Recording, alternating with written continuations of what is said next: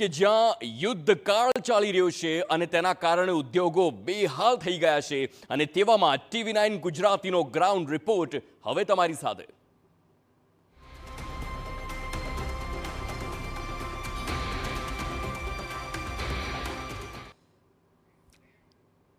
દેશમાં ગેસની અછત મુદ્દે કેન્દ્ર સરકારનું નિવેદન। ઓઇલ અને નેચરલ ગેસ મંત્રાલયની લોકોને અપીલ છે, લોકો સિલિન્ડરનું પેનિક બુકિંગ ન કરે।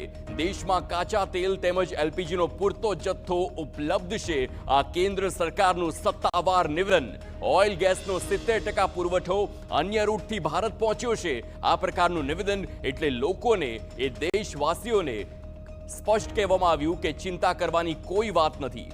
કેન્દ્ર સરકારે સ્પષ્ટ કર્યું છે કે દેશમાં કાચા તેલ તેમજ એલપીજીનો પર્યાપ્ત જથ્થો ઉપલબ્ધ છે।